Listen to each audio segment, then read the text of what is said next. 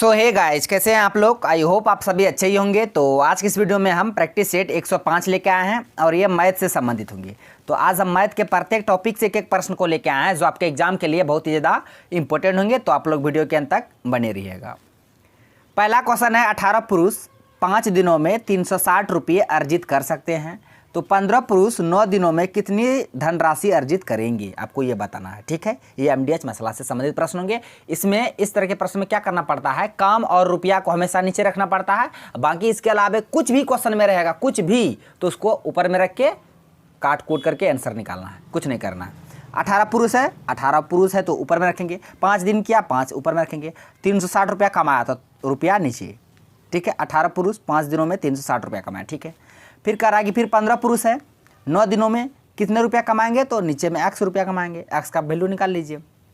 तो देखिए, 5 से 15 3 बार में, 3 से 18 6 बार में, 6 से 36 60 बार में। ठीक है, अब इधर कुछ बचा नहीं बचा, इधर 60 बचा, नीचे उधर 9 बचा, ये दोनों क्रॉस गुना हो जाएगा। तो x का वैल्यू कितना आ जाएगा, 60 गुना 9 कीजिएगा तो 9 छागा 54, यानी कि 540 रुपया। ठीक है, तो इसका आंसर ऑप्शन ए हो जाएगा, 540 रुपया। इस तरह बनाना, लेकिन बस एक ही बात याद रखना है, रुपया काम को नीचे, बाकी इसके अलावा सब ऊपर। अब बढ़ते हैं अगले क्वेश्चन की ओर।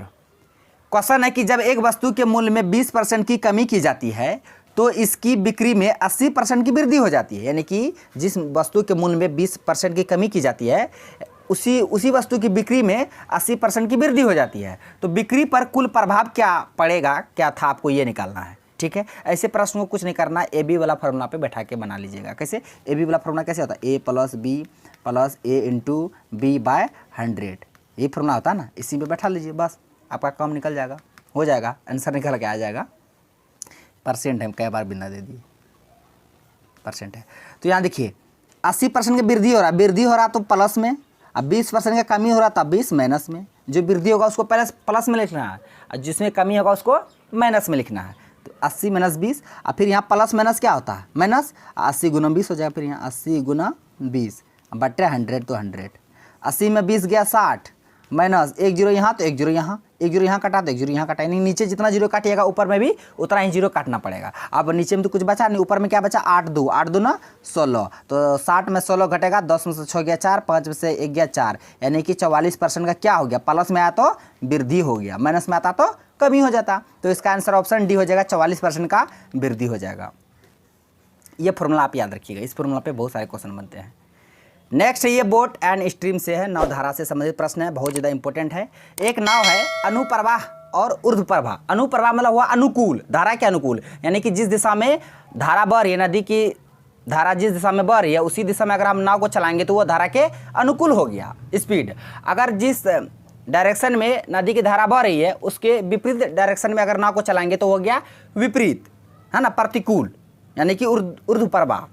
तो अनुप्रवाह मतलब धारा के साथ, ऊर्ध्वप्रवाह मतलब धारा के विरुद्ध। तो यहाँ एक नाव है अनुप्रवाह यानी कि धारा के साथ 15 किलोमीटर प्रति घंटा की गति से, और ऊर्ध्वप्रवाह यानी कि धारा के विरुद्ध 9 किलोमीटर प्रति घंटा की गति से चल सकती है। तो स्थिर जल में नाव की चाल किलोमीटर प्रति घंटा में क्या होगा, आपको ये बताना है। ठीक है, हम मान लेते हैं स्थिर जल में नाव की चाल, स्थिर जल में नाव की चाल, स्थिर जल में नाव की चाल हम मान लेते हैं x kilometre per hour, x kilometre per hour, और धारा की चाल मान लेते हैं y, धारा की चाल मानते हैं y किलोमीटर पर आवर। ठीक है, स्थिर जल में नाव की चाल x किलोमीटर पर आवर, धारा की चाल y किलोमीटर पर आवर। ठीक है, अब कहता कि अनुप्रवाह यानी कि धारा के अनुकूल, जब धारा के अनुकूल जाएगा नाव तो धारा के चाल प्लस नाव की चाल दोनों का चाल ऐड हो जाएगा, और जब विपरीत जाएगा तो दोनों का चाल माइनस हो जाएगा, घट जाएगा। ठीक है, तो धारा के अनुकूल कितना, 15 किलोमीटर, यानी कि x प्लस वायु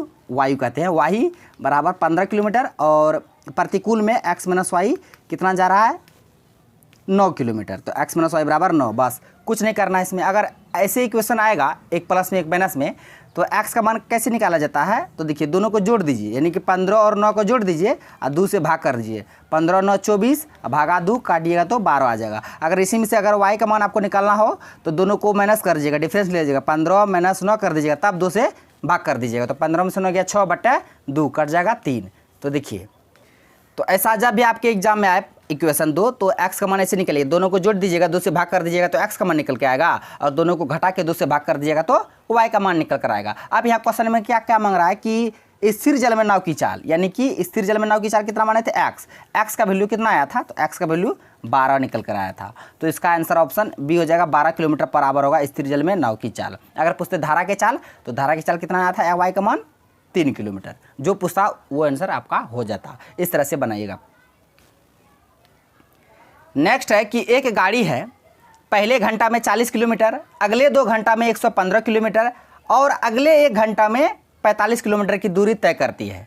इसकी औसत गति यानी एवरेज स्पीड आपको निकालना है। ठीक है, देखिए औसत गति बराबर क्या होता है, गति बराबर चाल या दूरी बटे समय, तो कुल दूरी बटे कुल समय। अब देख लीजिए ये गाड़ी कुल कितनी दूरी तय की है। पहले घंटा में 40 किलोमीटर की दूरी तय किया है, फिर अगले 2 घंटा में 115 किलोमीटर की दूरी तय किया है, फिर अगले घंटा में 45 किलोमीटर की दूरी तय किया गाड़ी। तो अब देख लीजिए टोटल कितनी दूरी तय की है गाड़ी। तो 5 5 10 का 0 हासिल 1, 4 1 5, 5 4 9, 1 10 का 0 हासिल 1 1 2, यानी कि कुल 200 किलोमीटर की दूरी तय की है गाड़ी। ठीक है, तो हमको यहाँ पे कुल दूरी आ गया। अब हमको कुल समय निकालना है, ठीक है ना, तब ना औसत गति बराबर होता है कुल दूरी बट्टा कुल समय। तो कुल दूरी निकल गया, 200 किलोमीटर तय किया गाड़ी। अब कुल समय निकाल लेते हैं हम। पहला घंटा यहाँ पे 40 किलोमीटर, यानी पहला घंटा प्लस फिर अगले 2 घंटा, फिर 2 घंटा प्लस कहता फिर अगले 1 घंटा, फिर 1 घंटा। तो टोटल समय कितना हो गया, 1 2 3 3 1 4, यानी कि कुल समय निकल कर 4 घंटा आ गया और कुल दूरी 200 किलोमीटर आ गया। अब औसत गति नहीं निकलेगा, बस 200/4 हो जाएगा। एवरेज स्पीड बराबर क्या होगा, टोटल डिस्टेंस बटे टोटल समय। टोटल डिस्टेंस 200 किलोमीटर तय किया, कितना घंटा में, 4 घंटा में। काट दीजिए, 4 5 20, यानी कि 50 किलोमीटर पर आवर गाड़ी की औसत गति थी। इसका आंसर ऑप्शन बी हो जाएगा, 50 किलोमीटर पर आवर। इस तरह से आपको बनाना है। ठीक है, अब बढ़ते हैं अगले क्वेश्चन की ओर। क्वेश्चन है कि एक विद्यालय में लड़कियों और लड़का का अनुपात 4:5 है, यानी कि गर्ल्स और बॉयज़ का अनुपात है 4:5। ठीक है, यदि लड़कियों की संख्या 76 है तो लड़कों की संख्या कितनी होगी।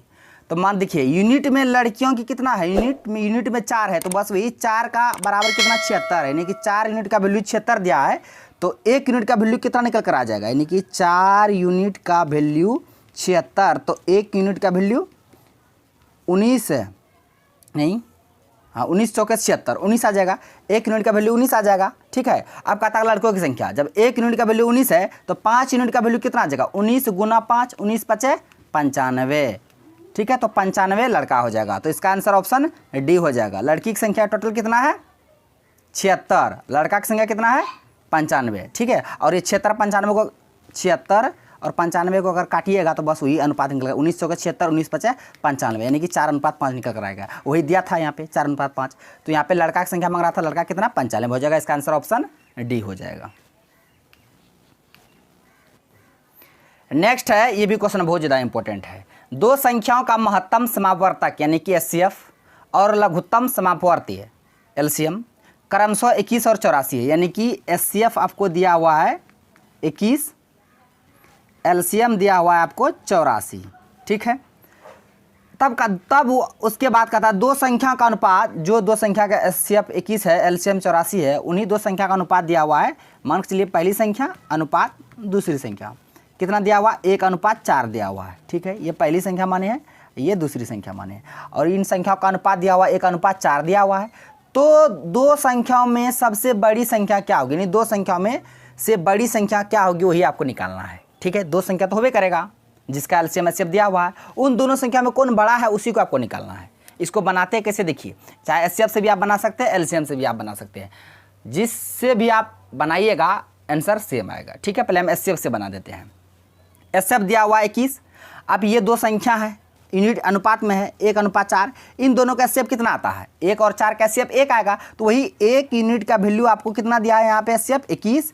तो कता बड़ी संख्या, ये दोनों यूनिट में सबसे बड़ा कौन है 4, तो 4 यूनिट का वैल्यू कितना आ जाएगा, 1 यूनिट का वैल्यू 21, तो 4 यूनिट का वैल्यू 21 गुना 4, 21 चौके 84 आ जाएगा। तो इसका आंसर ऑप्शन बी हो जाएगा 84। हम तो HCF से बनाए, आप LCM से भी बना सकते हैं। कैसे, देखिए एलसीएम आपका दिया हुआ है कितना 84 और पहली संख्या और दूसरी संख्या का रेशियो दिया हुआ 1:4। अब ये दोनों का एलसीएम कितना आ जाएगा, ये दोनों का एलसीएम 4 आ जाएगा। बस ये 4 यूनिट का वैल्यू दिया हुआ है 84, तो 1 यूनिट का वैल्यू कितना आ जाएगा निकल कर 2100 का 84 21 आ जाएगा। अब कहता बड़ी संख्या तो 4 है ना, एक यूनिट का वैल्यू 21, तो 4 यूनिट का वैल्यू 2184 आ जाएगा।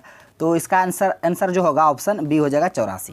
चाहे आप एचसीएफ से निकालिए या एलसीएम से निकालिएगा, आंसर सेम रहेगा हर एक सिचुएशन में। इस तरह के प्रश्न ऐसे ही बनाए जाते हैं। यूनिट से जो दिया रहता है यूनिट का मान और जो दिया रहता है उसको इक्वल करके यूनिट निकाल के आप उसे बना सकते हैं। अगर इसी में से कहता छोटी संख्या तो 1 यूनिट का वैल्यू कितना 21 है, तो छोटी संख्या 21 हो जाएगा, बड़ी संख्या 84 हो जाएगा। ठीक है, ये प्रश्न बहुत ज़्यादा इंपॉर्टेंट है। ऐसे प्रश्न एग्जाम में बहुत बार पूछे जाते हैं। ठीक है, इसको हम बनाते कैसे देखिए, पहले हम क्वेश्चन को पढ़ देते हैं। यदि 4 पुरुष या यहाँ और नहीं लगा हुआ है, या लगा है, इसलिए इसको ध्यान से देखिए।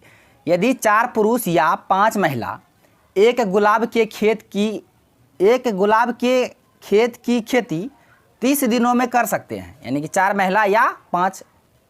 पुरुष या 5 महिला एक गुलाब के खेत की खेती 30 दिनों में कर सकते हैं, तो 7 पुरुष और 10 महिला इसे उगाने में कितना समय लेंगे, ये आपको निकालना है। ठीक है, 4 पुरुष लीजिए या 5 महिला लीजिए, दोनों बात बराबर है। तो यहाँ देखिए 4 पुरुष दिया हुआ है, 4 पुरुष या 5 महिला। ठीक है, तो यहाँ पुरुष और महिला का रेशियो निकाल लीजिए। तो पुरुष का जो रेशियो आ जाएगा ये 4 नहीं आएगा, पुरुष का रेशियो ये आ जाएगा 5 और महिला का रेशियो क्या आ जाएगा 4 आ जाएगा। यानी कि यहाँ पे पुरुष अनुपात महिला कितना आ जाएगा रेशियो निकल कर, पुरुष का आ गया 5, महिला का 4, यानी कि 5:4 निकल गया। बस पुरुष महिला इसी अनुपात को आपको बैठाना है क्वेश्चन में। ठीक है, तो पहले पुरुष या महिला में से किसी एक को ले सकते हैं। पुरुष का लीजिएगा तो बस आंसर वही आएगा, महिला को भी लीजिएगा तो आंसर वही आएगा। आपका मान जो लीजिए, हम पुरुष को लेते हैं। ठीक है, 4 पुरुष है 30 दिनों में करते हैं, तो 4 पुरुष 30 दिनों में करते हैं। उसके बाद कहता है कि 7 पुरुष और 10 महिला उसे उगाने में कितना समय लेंगे। 7 पुरुष और 10 महिला, 7 पुरुष 10 महिला, बस इसी को आपको सॉल्व करना है। ठीक है, कितने दिनों में करेंगे, तो यहाँ x दिनों में करेंगे। तो 4 पुरुष का यूनिट यहाँ पे कितना है, पुरुष का यूनिट 5 है, तो जहाँ जहाँ पुरुष है वहाँ 5 बैठा दीजिएगा। 4 गुना 5 हो जाएगा यहाँ, अब गुना 30 दिन में करते हैं। फिर 7 है, 7 दिए गुना पुरुष का यूनिट कितना 5 था, तो जहाँ जहाँ पुरुष है वहाँ 5 देंगे, गुना 10 है 10 दिए। अब महिला का यूनिट कितना है, महिला का यूनिट में 4 है, तो महिला की जगह 4 रख देंगे। कितने दिनों में करेंगे, तो x दिनों में करेंगे। इसको सॉल्व करें, 5 चौके 20 गुना 30 बराबर 7 5 35 गुना 10 चौके 40 गुना x। तो देखिए 10 तिया 30, 10 चौके 40, फिर 4 5 20, 5 7 35। ठीक है, अब देखिए सॉरी यहाँ ऐसे नहीं बनेगा। यहाँ पे देखिए 7 पुरुष और 10 महिला कराने, यहाँ प्लस का चिन्ह होगा, यहाँ हम गुना का चिन्ह दे दिए। रुकिए थोड़ा इसको मिटा देते हैं।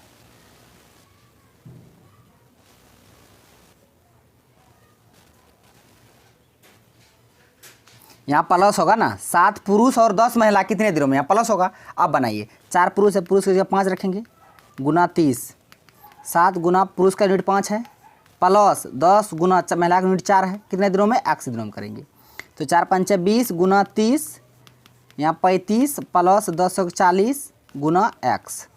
35 में 40 जोड़िएगा तो कितना होगा, 40 30 70 5 75 बराबर 20 गुना 30 गुना x। आप काटिए, 5 6 30, 5 से 75 15 बार में, 5 तिया 15, 5 चौके 20, 3 से 6 2 बार में। अब यहाँ क्या ना 4 दूना 8, तो x का वैल्यू कितना निकल कर आएगा 8। तो इसका जो आंसर होगा ऑप्शन ए हो जाएगा 8। 8 क्या दिन, 8 दिनों में उगा लेंगे 7 पुरुष और 10 महिला। ठीक है, यहाँ पे हम गुना तभी दे देते, कोई बात नहीं, यहाँ पे प्लस होगा है ना, 7 पुरुष 10 महिला, यहाँ प्लस होगा, तब बस वही पुरुष और महिला का यूनिट निकाल लीजिएगा, उसका मान बैठा दीजिएगा।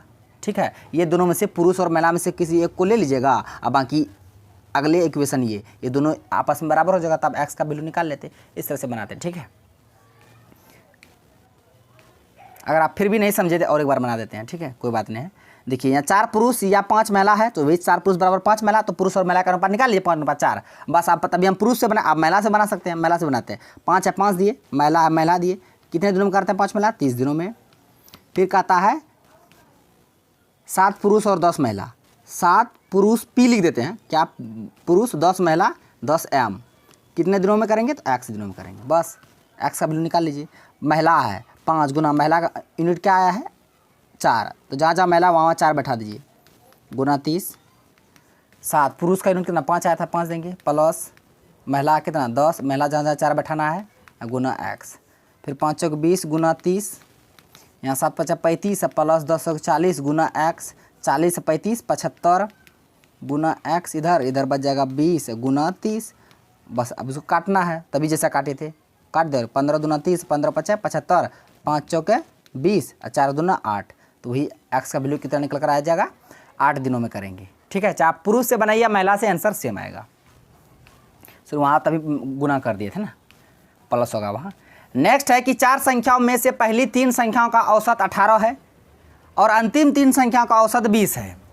ठीक है, 4 संख्या है, पहली 3 संख्या का औसत मान के चलिए 4 संख्या है, A B C D E, 4 8 है, D तक ही रहेगा ना। तो ये 4 संख्या है। अब पहली 3 संख्या का औसत, यानी ये 3 संख्या का औसत यहाँ पे दिया हुआ 18, तो योग कितना हो जाएगा 18 × 54 हो जाएगा। ठीक है, फिर कहता है कि अंतिम 3 संख्या का औसत 20 है, यानी कि ये अंतिम इधर से 3 संख्या का औसत कितना है 20 है, तो योग कितना हो जाएगा 60 हो जाएगा। 60 होगा ना, 60 होगा। अब देखिए, लेकिन यहाँ कंडीशन लगा दिया, अंतिम संख्या 25 है, अंतिम संख्या कितना है 25 है।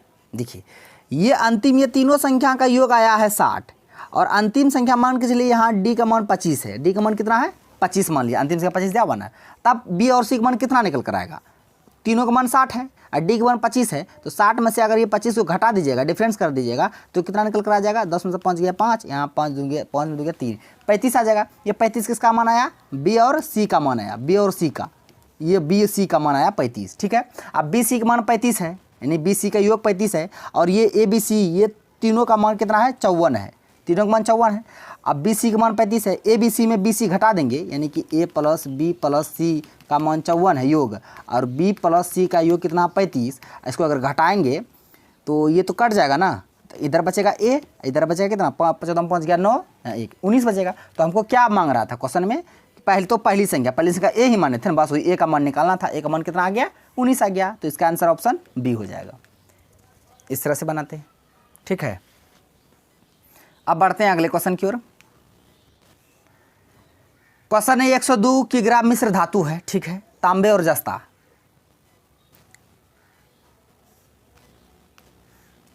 तांबा T से डिनोट कर देते हैं, जस्ता को Z से, है ना। तांबा और जस्ता का अनुपात 5:1 है, लेकिन टोटल है 102, तो ये दोनों का कितना 5 1 6, तो यानी 6 यूनिट बराबर 102 है, तो 1 यूनिट बराबर 17 × 6 102, 17, 1 यूनिट के बराबर 17। जब 1 यूनिट का वैल्यू 17 है तो 5 यूनिट का वैल्यू 17 × 5 = 85, और 1 यूनिट का वैल्यू 17। अब ये 85 जो आया है केजी, ये तांबा है, 17 केजी जस्ता है। अब कहता है कि इस मिश्र धातु में तांबे और जस्ते को अनुपात को 17:5 बनाने के लिए उसमें कितना जस्ता मिलाया जाना चाहिए, यानी कि इसी को 17:5 बनाने के लिए कितना उसमें और जस्ता मिलाना चाहिए। ठीक है, जस्ता मिला रहे हैं तो हम तांबा में छेड़छाड़ नहीं करेंगे, तांबा में जो रहेगा वही रहेगा। तांबा पहले 85 था तो 85 रहेगा, जस्ता 17 था, लेकिन इसमें कुछ जस्ता ऐड कर रहे हैं, तो इसमें x ऐड कर रहे हैं, तब कितना हमको बनाना है अनुपात 17:5। बस x का वैल्यू निकाल लीजिए, गुना कर दीजिए, 17 × 17 289 प्लस 17x बराबर 25, 8 5 40 2 42, तो 17x बराबर घट जाएगा ये 425 में 289, 15 में 9 गया 6, यहाँ बचा कितना 11, 11 में 8 गया 3, 3 2 136, तो x बराबर कितना होगा 17 8 136, 8 बार, तो x का वैल्यू कितना आ जाएगा 8 आ जाएगा। तो इसका आंसर ऑप्शन सी हो जाएगा 8। कितना उसमें जस्ता मिलाना चाहिए, तो 8 केजी जस्ता मिलाएगा ना, तब वो रेशियो कितना आ जाएगा 17:5। कुछ नहीं किए, बस तांबा और जस्ता का दिया था अनुपात 5:1 और टोटल था 102, तो वही 5 1 6 यूनिट में टोटल 6 है, और वैसे किग्रा में टोटल 102 है, तो वही 6 यूनिट का वैल्यू 102, तो 1 यूनिट का वैल्यू 17, जब 1 यूनिट का वैल्यू 17 तो 5 यूनिट का वैल्यू 85 और 1 यूनिट का वैल्यू 17। और इसमें तांबा नहीं मिला रहा है, जो तांबा है वही रख दिए 85 के 85, लेकिन जस्ता मिला रहा है, इसलिए यहाँ 17 में हम x मिला दिए। और तब हमको कितना चाहिए यूनिट में मान अनुपात में 17:5, अब बराबर दे के हम यहाँ 17:5 यानी 17/5 सॉल्व करके x का वैल्यू निकाल लीजिए, उतना हमको जस्ता मिलाना होगा, तब अनुपात 17:5 निकल कर आएगा। ठीक है, तो इसका आंसर ऑप्शन सी हो गया 8 kg। तो आ गया कमेंट बॉक्स, इस क्वेश्चन का आंसर को आप लोग को कमेंट बॉक्स में देना है, यानी कि x + y का 20%, 20/100 बराबर x - y का कितना 50%, 50/100 है। तो x अनुपात y ज्ञात कीजिए, यानी x y का वैल्यू आपको इसको सॉल्व करके अनुपात निकालना है, क्या होगा उसको आपको कमेंट बॉक्स में देना है। तो फ्रेंड्स आज का क्वेश्चन बस यहीं तक था, सारे क्वेश्चन को विद कॉन्सेप्ट के साथ बता दिए। आई होप आपको वीडियो पसंद आया होगा। यदि वीडियो पसंद आया तो मेरा वीडियो को लाइक कीजिए तथा मेरा यूट्यूब चैनल करिए जी अड्डा को सब्सक्राइब करें और बेल आइकन को भी हिट कर दीजिए, ताकि हर एक लेटेस्ट वीडियो का नोटिफिकेशन तुरंत आप तक पहुँच जाए। थैंक्स फॉर वॉचिंग वीडियो, धन्यवाद। अब मिलते हैं नेक्स्ट वीडियो में नेक्स्ट टॉपिक के साथ, तब तक के लिए जय हिंद।